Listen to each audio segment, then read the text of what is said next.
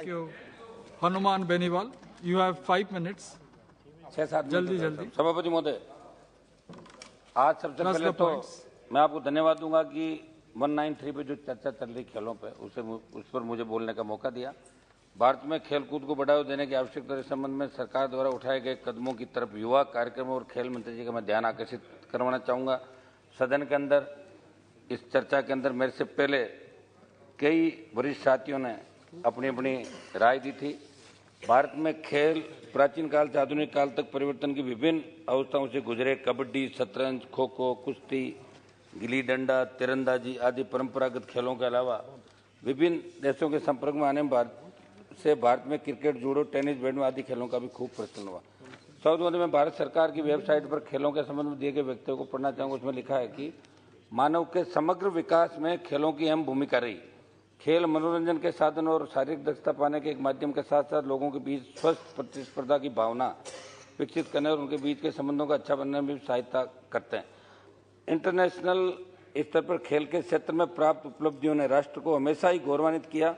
ये बात तो सही है महोदय, लेकिन मैं मंत्री जी को ये बताना चाहता हूँ हमें ग्रामीण क्षेत्र में बुनियादी सुविधाओं को बढ़ाना होगा। किस तरह बढ़ाना, किस प्रकार हम गाँव के अंतिम छोर पर बैठे उस प्रतिभाशाली खिलाड़ी को आगे ला सकें जिसके पास वित्तीय संसाधन नहीं है। इस हेतु हमें सोचना होगा। सौद महोदय, आज जब जनसंख्या की बात आती है तो समूचे विश्व में दूसरे नंबर पर भारत का नंबर है। ओलंपिक मेडलों की बात आती है तो हम बहुत पीछे हैं, क्योंकि जो देश ओलंपिक मेडल लाने में अग्रणी पंक्ति में खड़े हैं, चाहे वो चीन हो जिसकी जनसंख्या हमसे अधिक है, या और उन देशों में एक तय स्पोर्ट्स ट्रेनिंग स्कूलों का मॉडल है जिसके जरिए उसका पैसा ट्रेनिंग पर ही खर्च होता है। इस वर्ष के बजट में खेल मंत्रालय को 3062.60 करोड़ रुपए का प्रावधान किया गया, जो 21-22 के बजट अनुमान की तुलना में 11.08% अधिक है। ये बात सही है कि अपने खेलो इंडिया सहित कई योजनाओं के माध्यम से खेल क्षेत्र में व्यापक सुधार की कोशिश की है, लेकिन ओलंपिक मेडल लाने में हम पीछे क्यों हैं, इस पर गंभीरता से सोचना होगा। हमें सरकार के स्तर से बिना किसी भेदभाव के उन प्रतिभाओं को आर्थिक संबल देना होगा जो योग्य, और तब जाकर भारत का नाम भी ओलंपिक मेडल लाने वाले देशों में अग्रणी पंक्तियां पहले, दूसरे, तीसरे स्थान होगा, क्योंकि हमारे यहाँ प्रतिभाओं की कोई कमी नहीं है। हमारी प्राचीन सभ्यता और संस्कृति में भी खेलों का बहुत बड़ा महत्व बताया गया। हमारी संस्कृति ने हमें बहुत कुछ सिखाया। बस जरूरत है सरकार गांव के अंतिम छोर पर बैठे प्रतिभा को पहचान कर उसकी मदद करे। और इसी क्रम में मैं मांग करूंगा कि केंद्र के स्तर से खेलों को बढ़ावा देने, प्रतिभाओं को आगे लाने के लिए ग्रामीण क्षेत्र में ज्यादा से ज्यादा बजट जारी किया जाए। सब हमें खिलाड़ियों की भावनाओं को समझना होगा। अगर किसी के साथ कहीं अन्याय होगा तो उसे हमें समझना होगा, लेकिन शासन प्रशासन के स्तर से कई बार अंदर की किसी खिलाड़ी की जान तक ले लेती है। कुछ ऐसा ही मामला मैंने लोकसभा में उठाया था कि किस प्रकार अंतर्राष्ट्रीय पहलवान बनने की इच्छा दिल में लेकर बैठी और इसके लिए मेहनत करने वाली 17 वर्षीय पहलवान रितिका कुमारी ने फांसी लगाकर आत्महत्या कर ली। उसे विजेता होने के बावजूद भरतपुर में आयोजित प्रतियोगिता में उप विजेता घोषित कर दिया गया।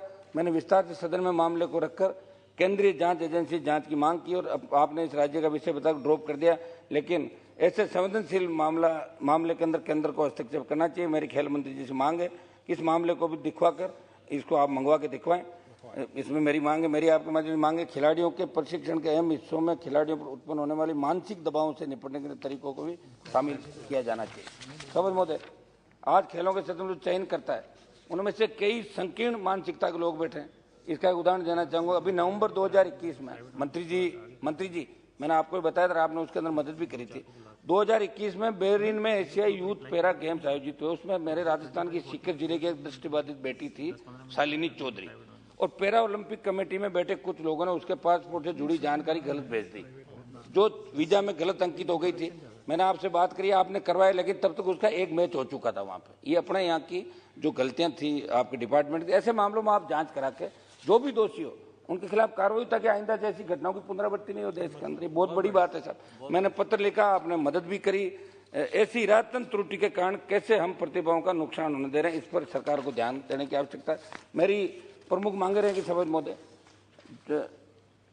मेरे संसदीय क्षेत्र नागौर, जहाँ से मैं आता हूँ, सेंट्रल स्पोर्ट्स यूनिवर्सिटी खोली जाए और वहाँ यूथ हॉस्टल के लिए जमीन उपलब्ध है, 4 दीवारें भी बनाई। आप यूथ हॉस्टल की भवन निर्माण बजट जारी करें। मैंने आपसे व्यक्तिगत निवेदन भी किया था, और आप चूंकि खुद नौजवान हैं, नौजवानों की राजनीति करें, हमारा ध्यान भी पूरा रखते हैं, तो नागौर को आप विशेष रूप से लिखें। राष्ट्रीय व अंतर्राष्ट्रीय स्तर के भारतीय खिलाड़ियों के कल्याण के लिए आपकी पंडित दीनदयाल उपाध्याय राष्ट्रीय कल्याण कोष योजना चल रही है। इसमें आप आर्थिक तंगी में रहने वाले खिलाड़ी 5 लाख रुपए तक मदद करते हैं। इसमें राशि को 15 लाख रुपए बढ़ाकर एक मिनट प्लीज कोऑपरेट। एक मिनट सर, 15 लाख करवाने का कराएं सर। पर्वतारोही मंत्री महोदय, पर्वतारोही बहुत ज्यादा गाँव के बच्चे इसके अंदर बहुत ज्यादा आकर्षित हो रहे हैं, लेकिन आर्थिक संसाधनों के अभाव में सरकारी उनको मदद नहीं मिलती। मेरी मांग रहेगी कि पर्वतारोही को लेकर सरकार के स्तर से 10 लाख रुपए से अधिक आर्थिक मदद देने का प्रावधान बनाया जाए, क्योंकि इससे खर्च बहुत आता है। राष्ट्रीय खेल हॉकी को बढ़ावा देने की दिशा में कारगर कदम उठाया जाए। एक मिनट में समाप्त करूँ, मैं कुछ डिमांड है मेरी सर। प्रत्येक जिला मुख्यालय पर आधुनिक सुविधाओं युक्त मैदान विकसित किए जाए।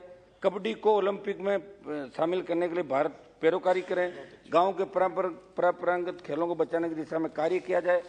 सब लास्ट है मेरा, आर्थिक कमी के कारण तीरंदाजी क्षेत्र के प्रतिभाशाली खिलाड़ियों के पास धनुष नहीं है, शूटिंग के क्षेत्र की प्रतिभाओं के पास संसाधन नहीं है। वो MP MLA के पास आते हैं कि आप नया धनुष हमें दिलाओ, हमें पिस्टल दिलाओ, बंदूक दिलाओ। तो हम केंद्र को ऐसे मामलों पर भी ध्यान देने की आवश्यकता है। रितेश पांडे जी, लास्ट है मेरा, 1 गोल्ड, इसमें हम मदद करेंगे, 2 रजत व 4 कांस्य पदक हमें प्राप्त हुए हैं। अमेरिका, जापान व चाइना की तुलना में हमारा मेडल लेने का आंकड़ा बहुत कम है। सब मैं निवेदन इतना ही करूंगा, जितना बड़ा हमारा देश है, जब ओलंपिक एक मिनट समाप्त करूं सर, जब ओलंपिक एशियाड होते तो पूरा देश टेलीविजन पे लोग छुट्टी मनाते करते हैं, लेकिन जब पदक जीतते हैं और हम एक पदक से इतने खुश हो जाते हैं और फिर आप लोग यहाँ दिल्ली से बयान जारी करते हो कि इंडिया बहुत आगे हो गया। किधर आगे हो गया? सबसे ज्यादा आगे हुआ कोरोना में मौतों में, हमारे 50 लाख मरे इंडिया के अंदर। शुरू करिए। मेरा खेल मंत्री जी से निवेदन है, आप नौजवान हैं, बहुत एक मिनट सर समाप्त तो करना दीजिए, बात तो समाप्त। एक second, last second Pandey ji, mic सभापति बंद हो महोदय, गया। एक सेकंड समाप्त हो गया, 1 सेकंड। मेरा मंत्री जी आपसे निवेदन है कि आप हमेशा नौजवानों की तरफ ध्यान रखते हैं और करा जी का टाइम ज्यादा है। रितेश जी, आपका समय। आप बैठे हो सर, 1 सेकंड तो कराओ आप, हम थर्ड के लोग हैं। बहुत बहुत धन्यवाद अधिष्ठाता महोदय। हो गया। मानोगे नहीं आप, 1 सेकंड मेरी बात तो पूरी करें प्लीज। बोलने नहीं देगा। बहुत बहुत धन्यवाद अधिष्ठाता डिमांड कर महोदय। लेता सर, मैं तो आपके कहते बैठ जाता हूँ, वैसे भारत मानता हूँ। आपको 7 मिनट से ज्यादा समय दिया गया है, आप बोल नहीं रहे कुछ। डिमांड आप बोल नहीं रहे, नहीं बोलेंगे वो, कुछ डिमांड है नहीं। हाँ, एक लास्ट डिमांड, लास्ट बता दीजिए। तो चालू तो कराओ सर। सभापति महोदय, मेरी मंत्री जी और सरकार से अपील है कि खेलों हर नौकरी के अंदर हम देख रहे हैं कि स्टेट के अंदर कई स्पोर्ट्स कोटा होना चाहिए। डिपार्टमेंट ऐसे, दिल्ली के अंदर भी हो गया। खेल जो खिलाड़ी इंटरनेशनल या नेशनल लेवल के होते हैं, धन्यवाद। उनका नौकरियों के अंदर भी आरक्षण हो, ये हमारी मांग रहेगी। बहुत बहुत धन्यवाद आदरणीय अधिष्ठाता महोदय, आपने मुझे खेल के विषय